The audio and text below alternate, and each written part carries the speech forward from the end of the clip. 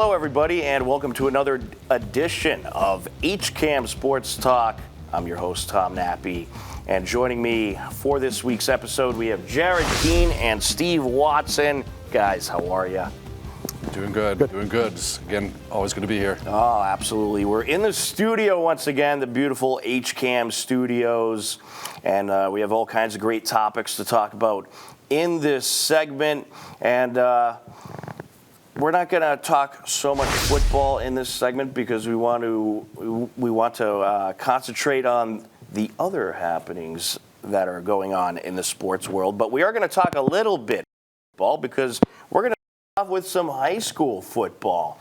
And Jared, you were telling me that you got a couple of big bowl games coming up at Gillette Stadium you'll be covering as the MIAA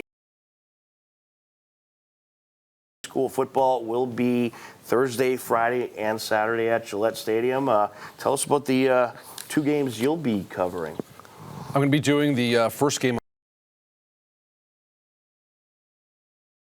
off in West Boylston. West Boylston, I believe, has won 2 in a row. I know they run the ball a lot. I saw them earlier in the year against Hudson.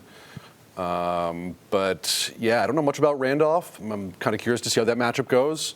And then I'm going to be doing the D2 game later that afternoon with CM against Bishop Fian, who I saw this past week in a pretty wild game, beating BR in a crazy game. So, again, CM maybe should be D1. I probably expect CM to win here.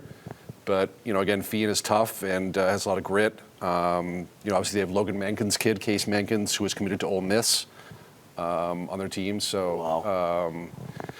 But, again, should probably win. But yeah, just gonna be excited at Gillette this year and get the opportunity to cover those games for the New England Football Journal and just my time. And Jared, there are people out there that don't know who CM is.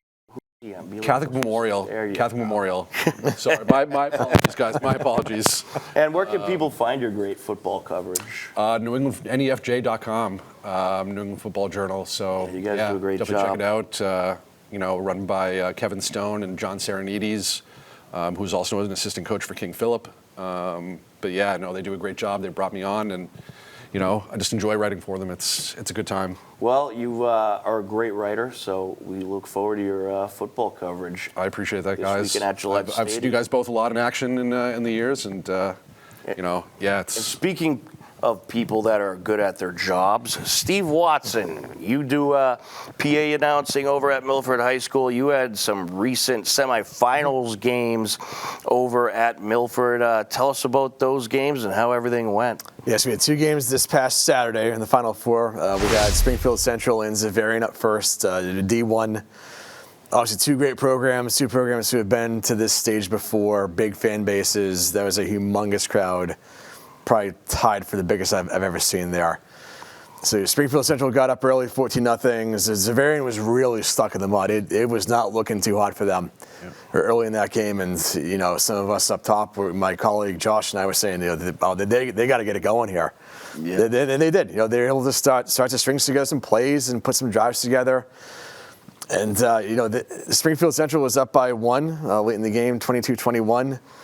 Zavarian was able to get a couple of quick scores in the middle of the fourth quarter. So, yeah, Springfield Central, they lost by 2 scores. That game was really close, though. It really could have gone either way.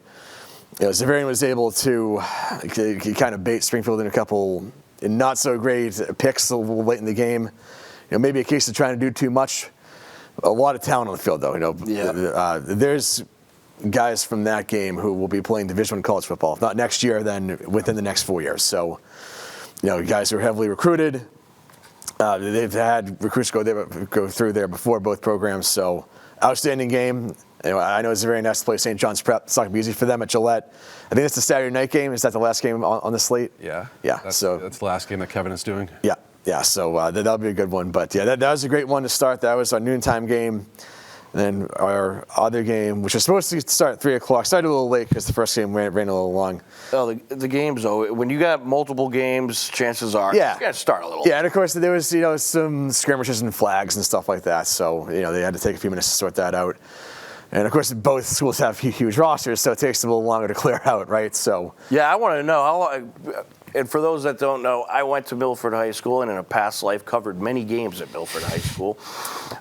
So I ended up driving by on my way to do a little coverage of the Medfield Nipmuc game for TVL Sports Net, and there was more people at Milford High School's football facility than I think I've ever seen. It was crazy. So how long did it take for all those cars to clear out? A long time. You could see out in the parking lot and on the street, those traffic jams rival the ones you see in Foxborough. Just, all red lights, with the rear bumpers. Right. Cars not moving, which is good. If it's a traffic jam, that means it's a packed house, and it was a good time. That's right. That's a humongous crowd. There's a reason why, we were selected to host that game. And, I thought it went good. A big matchup, two great programs. So, second one is supposed to start at 3 o'clock, probably start around 3:20. We had our fellow Hockomock team, North Attleboro, who knocked out Milford a couple weeks ago. They played Milton. And, North Attleboro, if you know anything about them, they love to run the ball. They have this running back, Frankie Strachan. Very tough to bring down. Huge kid. He's a load. So Milton, on the very first try, I think it was the very first offensive snap, actually, they commit a turnover. Give them, a 50-yard field. That's not going to work. When you're facing a stud running back and you give that team short fields, it's just bad news. So, Milton likes to pass. North Attleboro likes to run, and they were a little better at that than Milton was at their game. And, some crucial turnovers. And that's what happens. You turn the ball over, and you have a stud running back who can chew the clock up. And you just don't have a lot of time to work with. Then, you have to pass, and maybe you make some passes you don't want to make, and that forces more turnovers. So, North was able to get Milton off their game. And that's what it came down to. I know some people were a little shocked by that. Seeing North play Milford in the first round.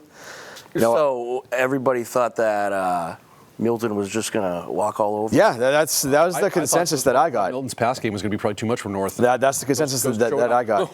Well, that's why they play the games, right? Exactly. That's why they play the games. And now you could have North against King Philip in the Super Bowl. And both teams love to run the ball. That might be the fastest Super Bowl game ever. Yep. Yes. That is going to be a quick one. That is. Yeah. It's just a lot of running. They'll pass it, King in Philip was there spots. last year, right? Yes, King Philip has had a penchant for playing CM, Catholic Memorial, which they won't have to this year. That game was fast. Because now King Philip is D3. Right, because now King Philip should be D2, but. And CM's in D2, so should probably be therefore King Philip. I love that's an all Hockomock battle. I think it shows how deep the league is. It's good physical football. Teams who like to run the ball and not afraid to get their hands dirty. So I think it's going to be a great battle. And there's no secrets. Those two teams know each other. They've played over the years. So I think that'll be one of the better Super Bowls at Gillette. Absolutely. I'm just going to touch on one thing, Tom. That Zavarian team is extremely well coached. Al Fornaro, probably one of the best coaches in the entire state. Obviously Springfield Central has a lot of talent. I saw them earlier in the year against Mansfield. Their running back, Isaiah Rogers, very good. But very impressed by Will Wood, the Zavarian QB, who was from Natick. He just makes a lot of great decisions, great plays, big arm, athletic. And Christian McIntyre from Zavarian is just an immense player. He'll be doing some things at this level. Yeah, I agree. We all think everyone knew going in he could start on offense, but then you see him on defense too, and you kind of equally as impressive. You're kind of like, wow, he's really good on that side of the ball as well. So, and I give Will Wood a lot of credit. The first few drives for Zavarian, like I said, they really didn't go well. You're in a 14-0 hole. You play in Springfield Central. They have a big roster. They have a lot of talent. And you were kind of stuck, and you had to dig deep and make some plays, and maybe that's something that'll serve them well in Foxborough. Yep.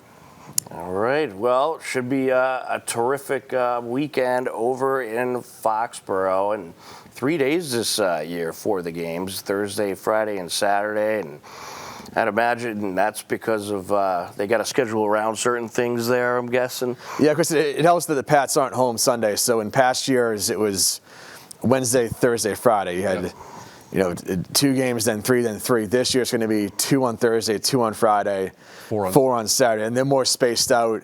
Because we've all been to Gillette for these games. Sometimes the game's running late. So much fun. And then the teams are rushing on the field, rushing through warm-ups. And it is what it is. But if you can avoid it, then I think you do. So I think it was a good play to have spread over 3 days, 2, then 4. All Agreed. right. Well, Agreed. it should be fun, and that'll be the real official conclusion to the fall season. And I had the pleasure of going to the Division III girls soccer state championship, as we had a TVL team in there.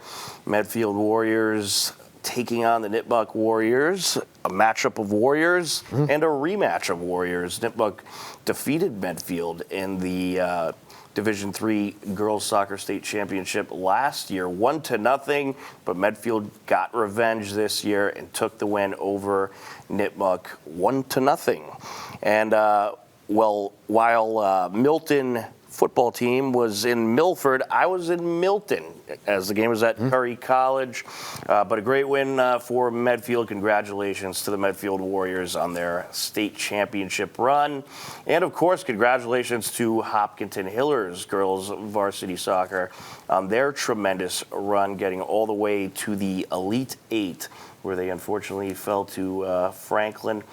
And Hiller Field Hockey also had a really tremendous run all the way to the Elite Eight as well, and fell to Franklin. So there you go, Hopkinton and Franklin, new rivalry. Let's go. They should meet up during the season, but Franklin, a school just filled with great sports programs, as well as Hopkinton. So hopefully those two programs could meet up a lot more. I think they'll have great matchups in pretty much any sport. So, but you got to love the playoffs, guys. There was just so many great games all throughout the state and each and every sport. So it's always a lot of fun to wrap up the fall season, but just tremendous soccer, tremendous field hockey, unbelievable football. So it's a lot of fun. And before you know it, the winter sports season will be here. So we look forward to that. But we want to get into some other topics as well happening in the sports world. And we're going to start off with the Boston Bruins, who have been playing a little bit better recently. Right now they're at 13 wins and 11 losses. They got 26 points overall. They're tied with Washington for first in the wild card, 6-4 in their last 10. Steve, we'll start with you. Bruins thoughts? They're up and down. They need to find a way to even things out. If they're going to lose, they need to find a way to get to overtime, to get that loser's point. You have too many regulation losses. Those are empty games. You get 0 points. Those are useless. So they got to find a way to get games to get more points out of these games. So it's great to see guys like Morgan Geekie, the leading scorer in the league, as we're taping this. What a season he's having. And a lot of people thought last year was a fluke. I personally didn't. I'm sure plenty of Bruins fans didn't. But yeah, he's been on absolute fire. And 17 goals though. Which is. I figured he'd be good, but he's on really good. He's on a torrid pace. You have a lot of crucial games upcoming here, and again, it's just a matter of finding more consistency. We've seen them lose 6 straight. We've seen them win 7 straight. So where's that happy medium? That's what they got to find here in the next couple months. They can hang in this postseason race. Absolutely. I mean, they always say that it's after Thanksgiving the games get real, and that's where you really got to start putting your foot down and trying to get those wins. There's a stat. If you look at the standings at Thanksgiving, about 75% of the playoff picture stays the same. Mathematically over time. That's a pretty daunting statistic. Right. So, right now they'd be in the playoffs. So it's really imperative that you not be too far off the radar at this time of year, and they're right there. Yeah, absolutely. But as a diehard Bruins fan, I'd like a little more consistency. That's what I like to see. We need to avoid the up and down thing. We got to have a little more good than bad. I'll tell you one thing. This is definitely a tougher team than last. Oh, way tougher. There's been a couple stink bombs. We know that. But last year, I feel like by this point we had like half the games were that way. Right. And they were just soft last year. They couldn't beat those good teams. They couldn't pull off those big wins where they fell behind, they were done. This year, they have a little more fight in them, which is always good. Yeah, which is good. And that's what the team wanted. I think Cam Neely was very clear on that, and as was Don Sweeney preseason. And that's Bruins hockey. They got away from that last year. And, if you want to get back to being a good team, you got to get back to that style of play. Absolutely. Jared, any Bruins thoughts you want to add? Steve kind of stole my thunder. I was just going to talk about kind of some of the inconsistency this team has had this year. They, like Steve said, they lost 6 in a row, and then they won 8 of 9, and now they've lost 3 of their last 4.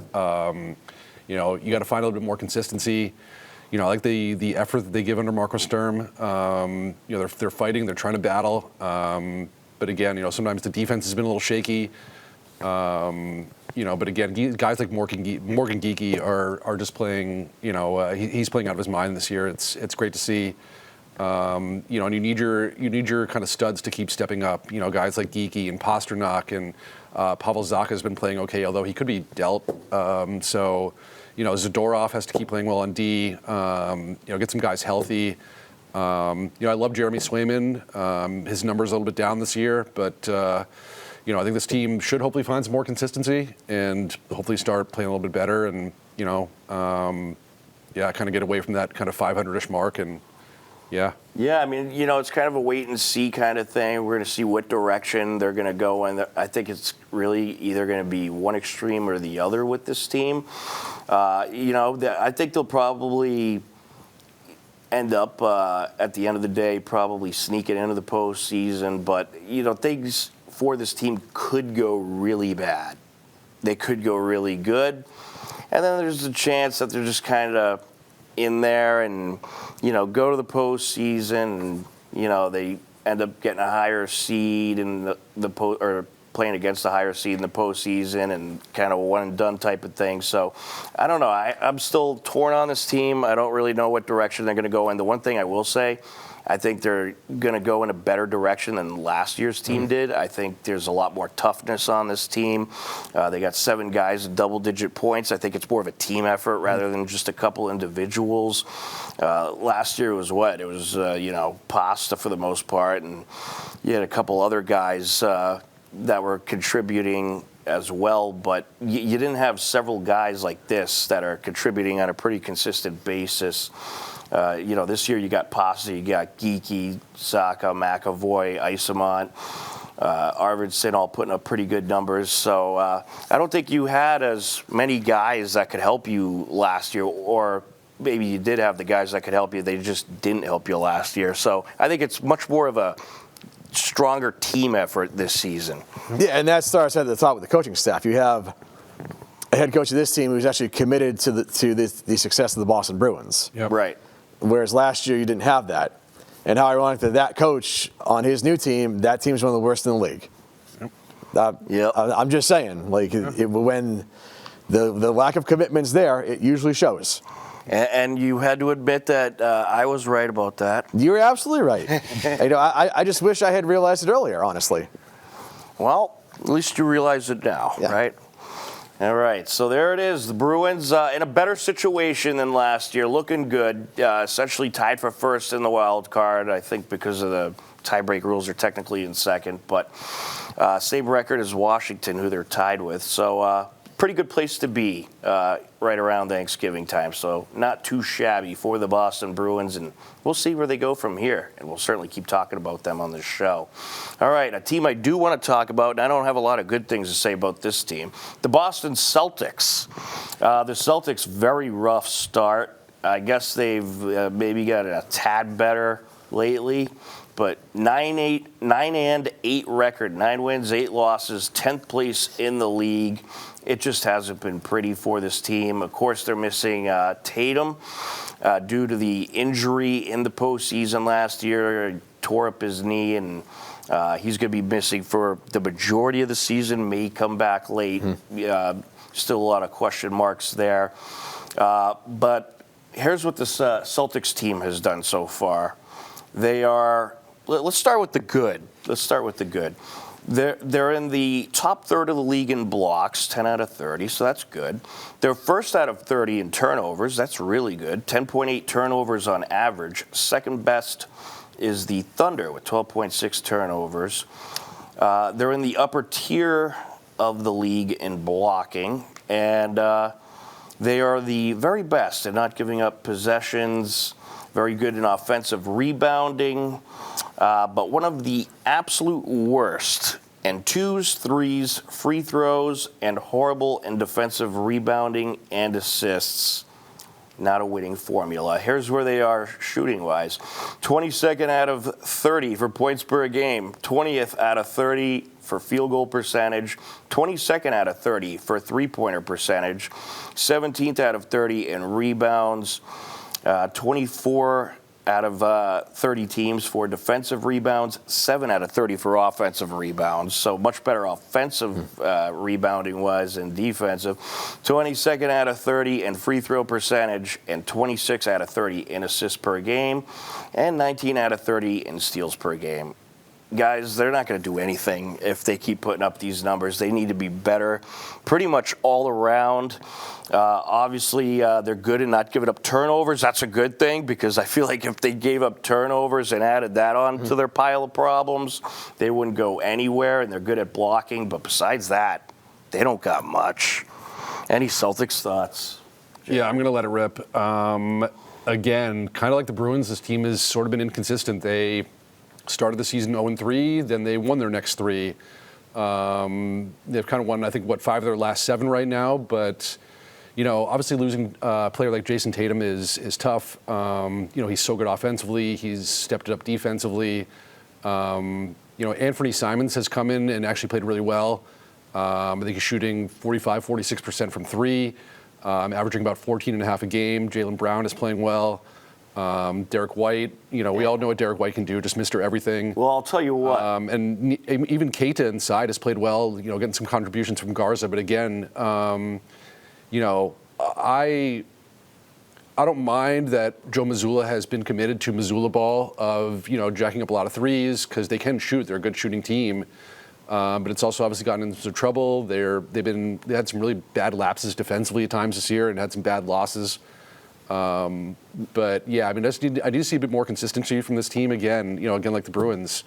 This team is 10th in the Eastern Conference. That's not where you want this team to be. I'll tell you one thing. Derek White is very good in in getting turnovers and blocking and a little bit rebounding wise as well. But the one problem with Derek White, he shoots way too much. He's a good shooter. He's confident. Threes. I think he's confident in kind of what he does, and he has to believe. Shooters have to keep shooting, but again, he does everything. He's averaging 15.5 a game right now with 4 rebounds, 5.5 assists, almost 2 steals, and almost a block and a half a game. That's okay, but he's also one of the worst shooters field goal percentage-wise on the team. He misses 2 out of every 3 shots. So this guy's shooting a lot per game. That's fair. I think he needs to not shoot so much, and let's have some of these other guys shoot. Yeah. And he's taking way too many threes. I think he needs to drive in more. He early on, maybe he's hitting a little more now, but early on he was missing a lot of threes, and I think that really cost him quite a few games. There'd be times that they had lead, and then they'd have a lead, and then Derek White would start, trying to hit threes, and they would, he would miss them, and they'd give up a lot of possession changes, and I think there's got to be a little more of a mix in who's shooting the ball for the Celtics, and I think that would help them pump up some of those offensive numbers, because Derek White taking 3 after 3. It's not a winning formula. I hear you. And again, we have some other good shooters on this team. Peyton Pritchard has stepped up his game this year and is obviously a tremendous shooter. We know how good of a shooter Jaylen Brown is. Even guys like Sam Hauser, who can definitely shoot it from outside. And I like some of the younger guys too. I love Hugo Gonzalez, the first-round pick, who is an extremely good defensive player and is shown a little bit of offensive game. I like Baylor Shireman. I think he can kind of do some things. Well, how about Neemias Queta? Yeah, and I love Keita inside. He's awesome. Best field goal percentage on that team. 63% or something shooting from the field. That's pretty good. 62.8. And good.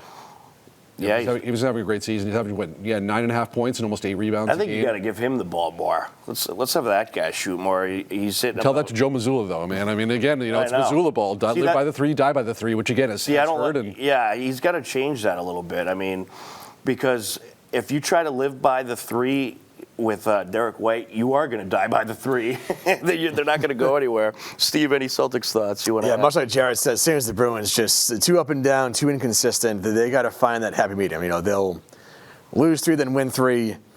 Their record where they are right now, I'm not really shocked where they're at. I thought they'd be kind of middle of the pack team. Right now, I think they'd be in the play-in round. You'd like to be top 6, so you can avoid that. But as long as they can make the postseason, they've lost a lot of talent, compared to the team that won the title just 2 short years ago. Yeah. So, it is what it is. Tatum, maybe get him back later in the year. That's still a ways off. That's many, many chapters away. Yeah, I mean, I don't think you could rely on that with them because you don't know what's going to happen. So you got to come up with a solution without Tatum. Exactly. Yeah, it's not something I'd bank on. If it happens, great, but I wouldn't bank on it at this point in time. So, right. The guys who they have right now, they got to find that consistency and avoid those ruts that they've been known to get. And much like the last couple of years, sometimes just late in games, they just vanish. They can't hit a shot for anything. Yep. They can't stop anything for anything. Because there's been a couple of games so far this year where they probably should have had a win, but had a loss instead. So, there's some things they got to fix if they're going to try and climb that pecking order. Well, they'll either fix it or they won't. We'll find out. But believe it or not, time flies when you're having fun, and we are out of time for this segment. But before we go, we have a few minutes left for final thoughts. Jared, any final thoughts that you want to get out there? Yeah, just been another great season of high school football again this season. Been able to again be fortunate to see some quality games and see some good teams, see some different teams this year than I saw last year. I saw a lot of Zavarian last year. I haven't seen quite as much of them this year and seen kind of a few different teams. But yeah, I mean, just coming to the end here pretty soon at Gillette, and just been a great season, and looking forward to getting to Gillette and having some fun. All right, Steve, any final thoughts?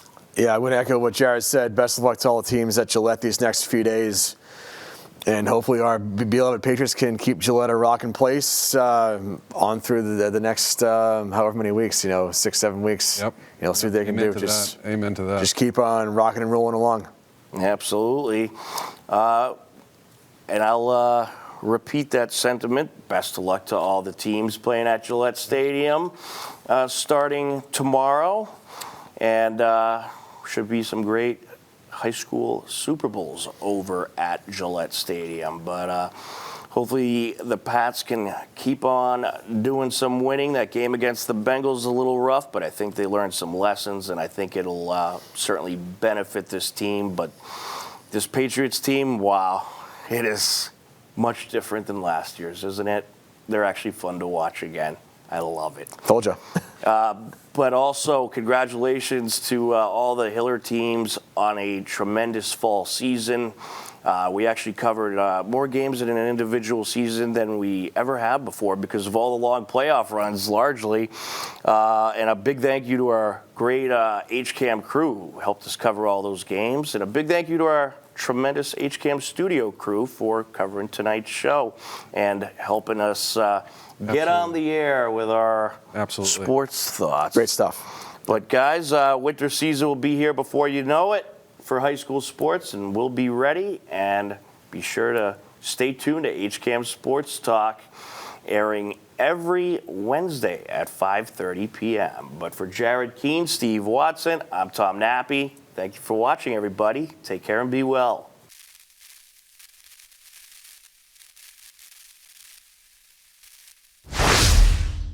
On Friday, 4 tremendous Hiller athletes signed their letters of intent to compete in collegiate athletics. HCAM was on the scene.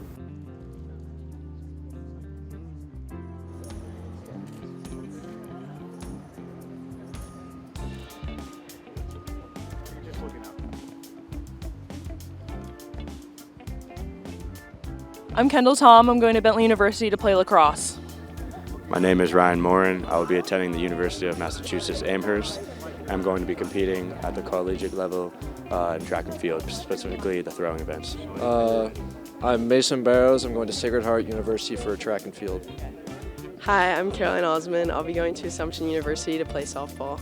I love the campus on my official visit, and I also just love the coach, and the academics there are like the perfect balance of like rigorous, but also like I can have fun at the same time. So that's why I chose Bentley.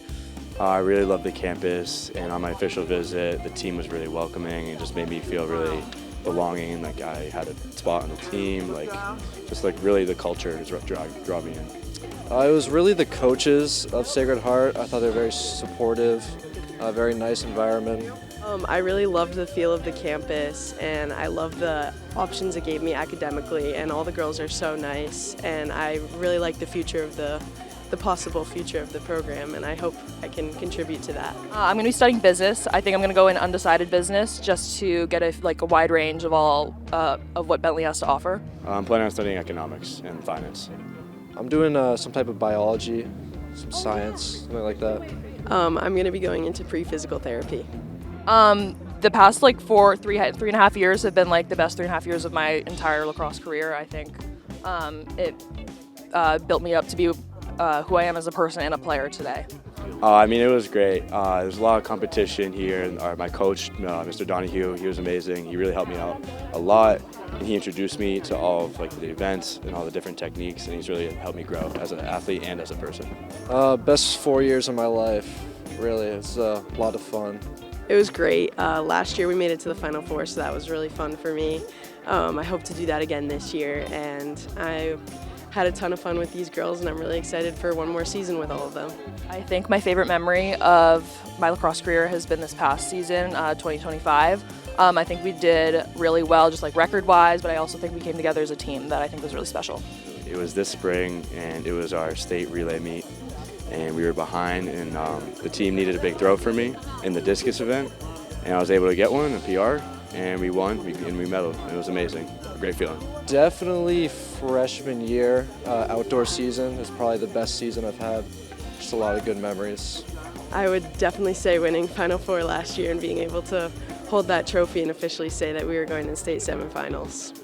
The upcoming season, I think my primary goal is to go in, I think, fearless, because as a freshman, I think you can be a little scared, but I think I want to go in laying everything out on the table as a freshman at Bentley. This upcoming season, definitely probably a nationals appearance, and maybe a state title. That'd be nice, at least the sectionals. I want to get some school records for the jumps, so long jump and triple jump. Definitely hoping to make it back to where we were, hoping to continue to contribute for my team and, make a good run in playoffs.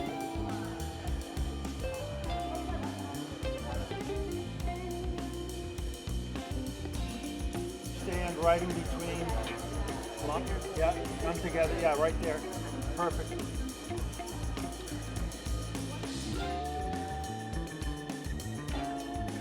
The 18th annual Juniors versus Seniors Hopkinton Hillard Girls Flag Football game took place on Monday, November 24th.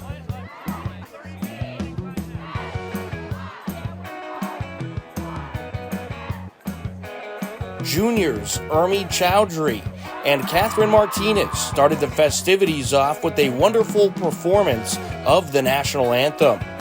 Oh, say does that star-spangled banner yet wave o'er the land of the free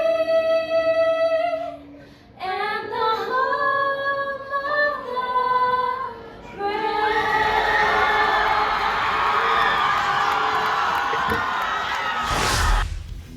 Two halves, 30 minutes each. Seniors start with the ball and face a fourth down on their first drive. Emma Prisco is cooking with Crisco as she breaks through to extend the drive. A few plays later, a sweep to the right side. She could go all the way. Flying machine Allison Green turns on the Jets, goes 70 yards and takes it to the house. And the seniors start off with the lead. They then go for the 2-point conversion. Emma flash past ya, Prisco. Up the middle and adds the 2. Seniors lead 8-0. Following drive, juniors with the ball. The pass, incomplete to Walkowitz. Seniors get a big stop and get the ball back. Seniors with the ball at the 38-yard line, and this happened. The handoff, it's a sweep. Lucy Jean, she could go all the way. The 30, the 20, the 10, and Lucy Jean goes into nitro mode, taking it to the house, and it's a 14-0 Seniors lead. And then, why not add 2 more? Ayla Chase for the conversion, and it's a 16-0 ball game. Following drive, juniors trying to strike back. The snap goes long, forcing a 4th down, and the seniors would end up getting the ball back. Seniors with the ball at their 40-yard line. Allison Green then breaks through again, but it's called back due to a hold. 3rd and long for the seniors. The snap, look out, Sophia Zanella with a big stop in the backfield. Juniors get the ball back. Following drive, juniors with the ball at the 33-yard line. It's Sophia Castonguay, and she throws an absolute bomb and connects with Addie Fastball Walls, and the Castonguay Walls combo looking like Brady to Moss.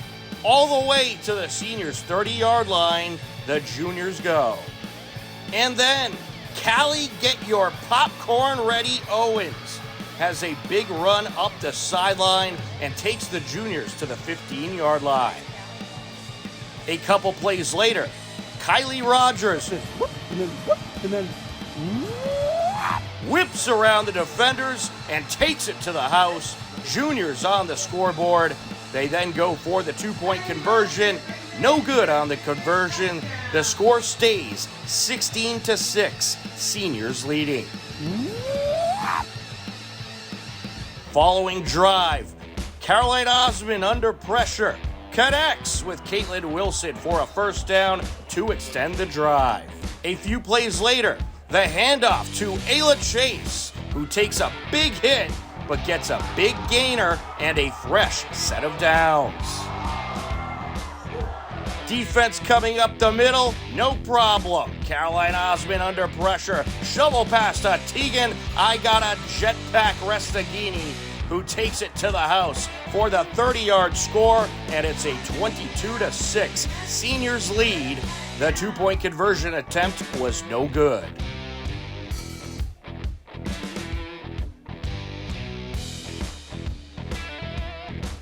Next drive, the seniors' defense came to play. Callie the Stopper Arthur shuts down the run play for little or no gain. Next play, Ashley McCann says, "No, you can't." A big stop in the backfield.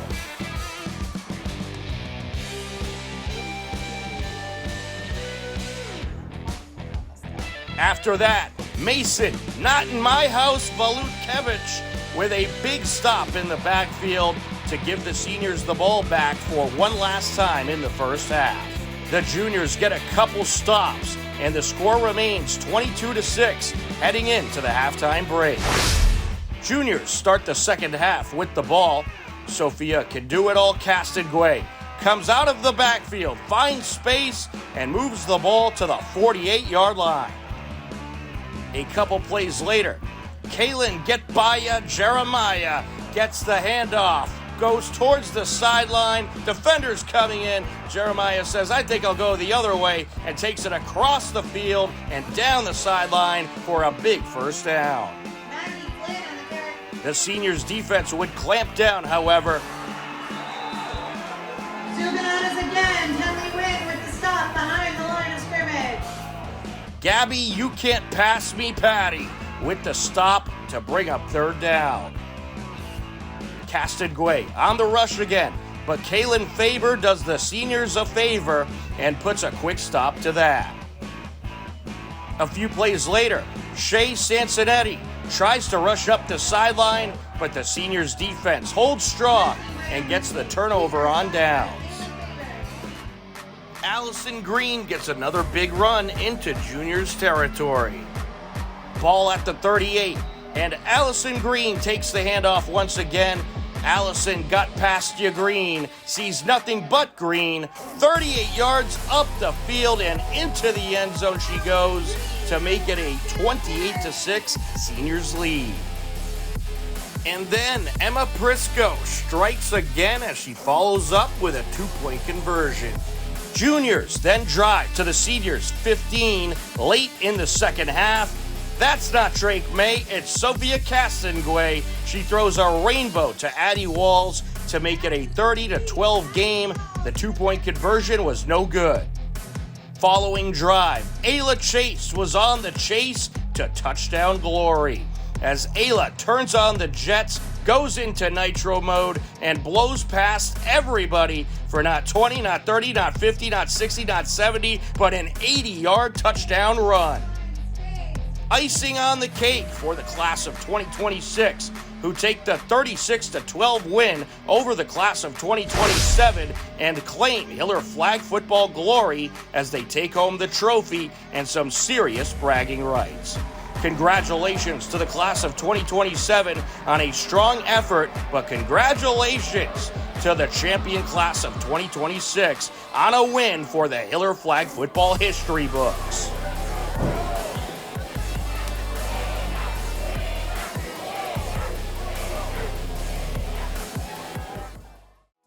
This program is brought to you in part by TVLsports.net. You can view the standings, stories, pictures, highlights, and more about the 12 teams in the Tri-Valley League at TVLsports.net. TVLsports.net is an independent news and media website reporting on the TVL and is not associated with the MIAA, Tri-Valley League, or any town or school.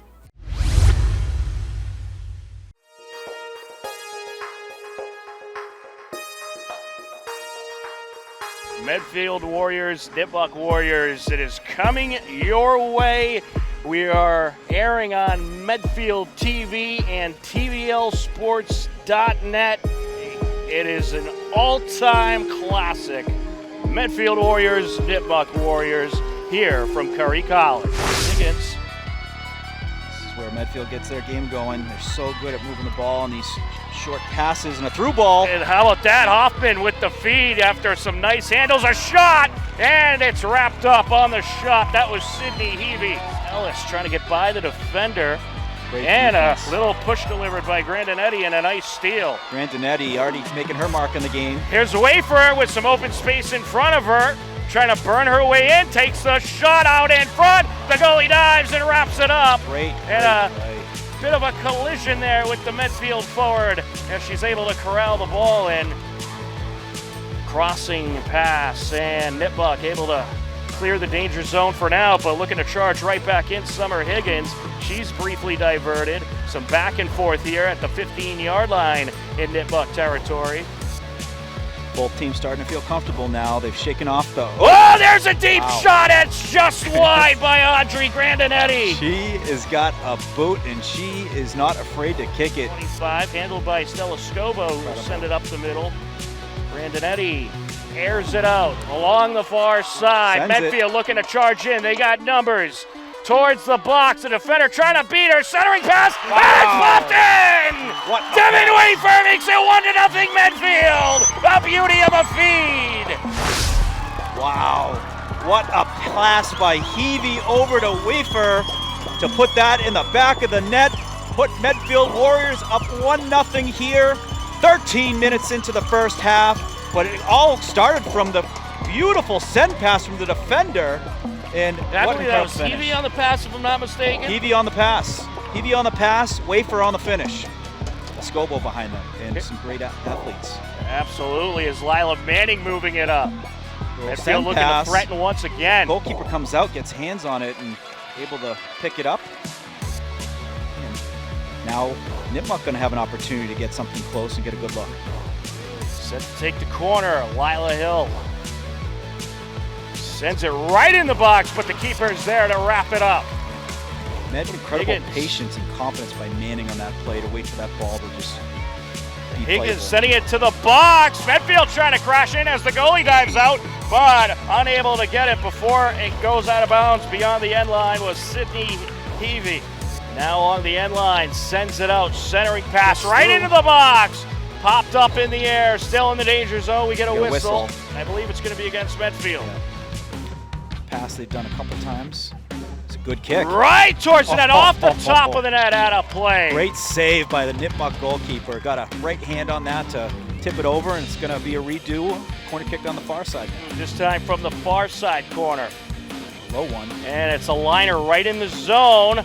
Along the top of the box, Nipmuc attempting to clear. It's popped up, lands around the 32. It's a huge boost going into the second. Yeah, I mean, you'll feel like Drake May dropping the ball just before halftime and they give up a touchdown. You don't want to feel like that. You do not want to feel that way. Along the near side, Jessica Casey trying to charge in, popped out a play off of Summer Higgins.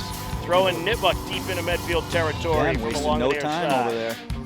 Some back and forth here. Tangler sends it back, finds Montano. Montano towards it and just over. What a boot. Course of this tremendous MIAA state tournament. Nipmuc trying to charge in. Coming in from the far side, approaching. A nice move there by the Medfield defender. Sent to the 10-yard line. A boot towards the net, wrapped up. That shot by Kenzie Ellis. Well, they got it deep in Nipmuc territory inside the 10. Off the entry, sent up the sideline, and that'll do it for the first half. Morgan, what a half of action here in this first frame. I can't wait to see what's going to happen in the second half. Absolutely. I mean, what a showcase of two of the best. Two of not only the best and obviously the two best in Division III, but two of the best in the state, and you can see why. And fantastic first half. I can't wait for the second. And that is where we are.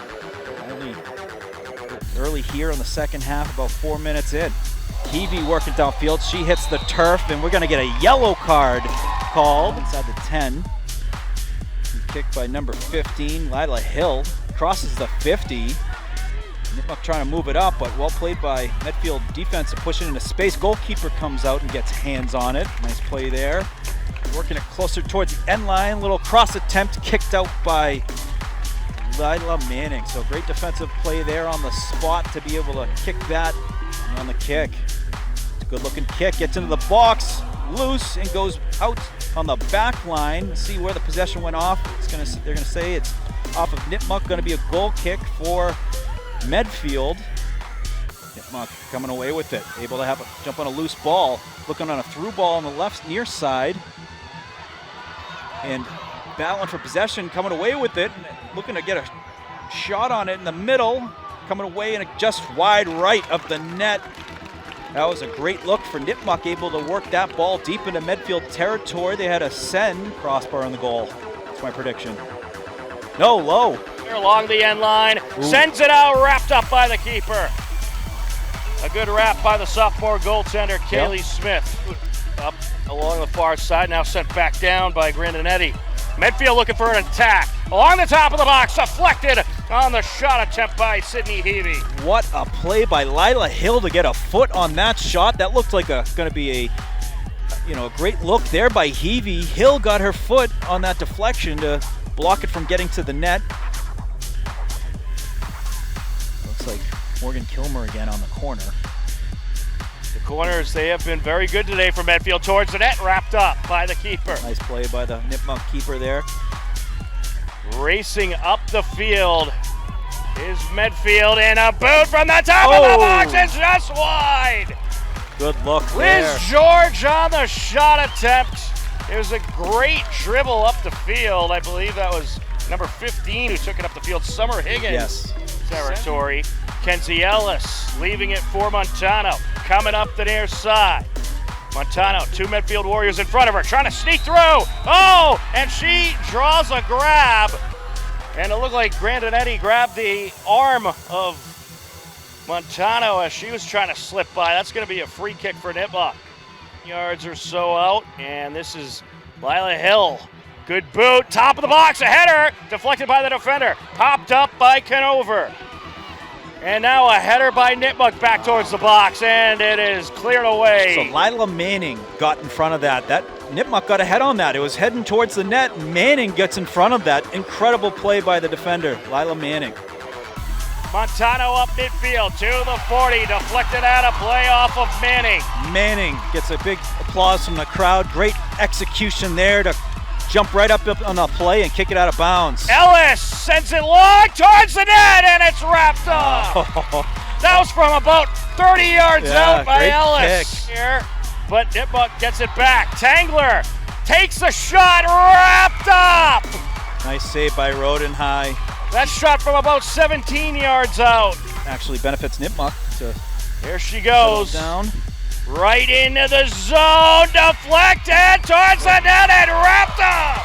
Rodenhigh. Wow, what a save by Rodenhigh. Jumps on that loose ball. That was a great kick by Montoyo. Could that be the game-winning save right there? It is. Will! Medfield Warriors are your Division III state champions. They hang on for the 1-0 win. Unbelievable. And there comes the pig pile, the celebratory pig pile. Medfield adding another state championship to their historic run. An absolute heater when it comes to Medfield athletics. And a big time win here, a rematch of last year's where they have revenge now. Medfield Warriors girls soccer state champions.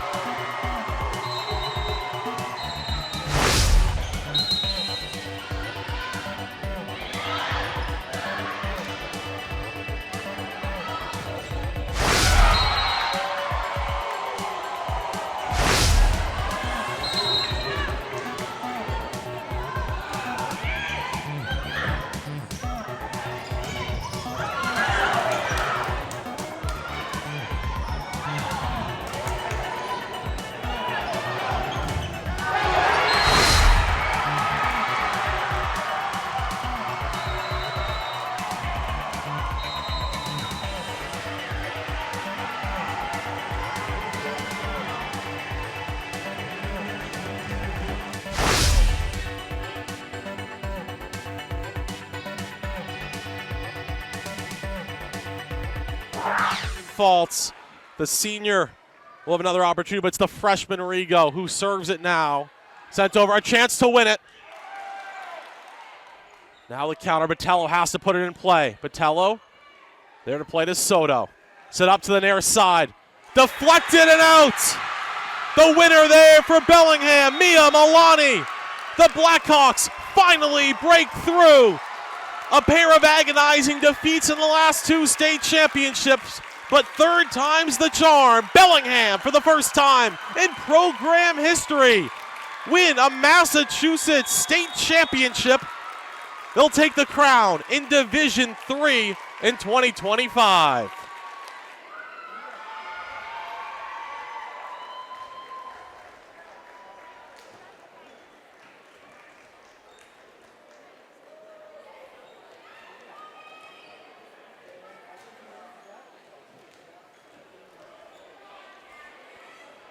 The captains pose with the trophy here. Dale Oliveira, Jacoby Houston, Val Nolan. And Mia Milani, the middle hitter who sealed this one. They join their head coach, Steve Mantacani. That group fought through so much to get here. The final player to join the group, Soto, another junior. She'll be the captain next season. But that group of four, that group of five with the head coach, they've been here the last 3 years. They know what it feels like to be on the other end of it. And I'll guarantee you one thing, they'll sleep a little bit better tonight than they did last year and the year before. The seniors go out state champions. Their final opportunity to leave their mark, and they do. A fantastic run for Bellingham, finally capped off with glory. As one team picture to hang in Bellingham High School forever. That banner will be raised to cap off a season to remember for Bellingham. Fitting that they down one of the top programs in Massachusetts history to finally get over the hump. And a big win here in Division III, the third of 5 state championships at Billerica Memorial High School.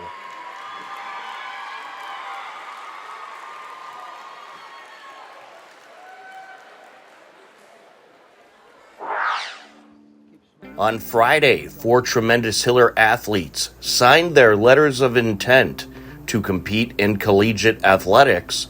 HCAM was on the scene.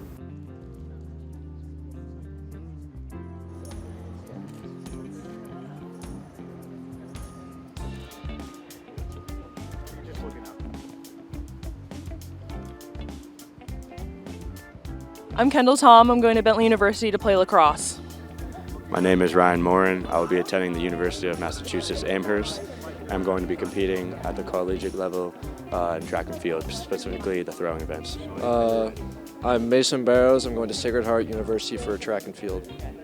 Hi, I'm Caroline Osmond. I'll be going to Assumption University to play softball. I loved the campus on my official visit, and I also just love the coach, and the academics there are like the perfect balance of like rigorous, but also like I can have fun at the same time. So that's why I chose Bentley. I really love the campus, and on my official visit, the team was really welcoming and just made me feel really belonging, and like I had a spot on the team. Like just like really the culture is what draw me in. It was really the coaches of Sacred Heart. I thought they were very supportive, very nice environment. I really loved the feel of the campus, and I love the options it gave me academically, and all the girls are so nice, and I really like the future of the possible future of the program, and I hope I can contribute to that. I'm going to be studying business. I think I'm going to go in undecided business just to get a wide range of all of what Bentley has to offer. I'm planning on studying economics and finance. I'm doing some type of biology, some science, something like that. I'm going to be going into pre-physical therapy. The past three and a half years have been like the best 3.5 years of my entire lacrosse career. I think it built me up to be who I am as a person and a player today. I mean, it was great. There's a lot of competition here, and my coach, Mr. Donahue, he was amazing. He really helped me out a lot, and he introduced me to all of the events and all the different techniques, and he's really helped me grow as an athlete and as a person. Best 4 years of my life, really. It's a lot of fun. It was great. Last year we made it to the Final Four, so that was really fun for me. I hope to do that again this year, and I had a ton of fun with these girls, and I'm really excited for one more season with all of them. I think my favorite memory of my lacrosse career has been this past season, 2025. I think we did really well, just like record-wise, but I also think we came together as a team that I think was really special. It was this spring, and it was our state relay meet, and we were behind, and the team needed a big throw for me in the discus event, and I was able to get one, a PR, and we won, and we medaled. It was amazing. A great feeling. Definitely freshman year, outdoor season is probably the best season I've had. Just a lot of good memories. I would definitely say winning Final Four last year and being able to hold that trophy and officially say that we were going to state semifinals. The upcoming season, I think my primary goal is to go in, I think, fearless, because as a freshman, I think you can be a little scared, but I think I want to go in laying everything out on the table as a freshman at Bentley. This upcoming season, definitely probably a nationals appearance, and maybe a state title. That'd be nice, at least the sectionals. I want to get some school records for the jumps, so long jump and triple jump. Definitely hoping to make it back to where we were, hoping to continue to contribute for my team and make a good run in playoffs.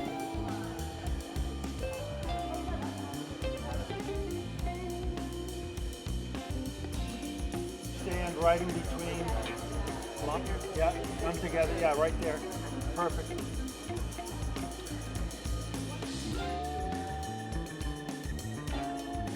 Okay, good. Thank you.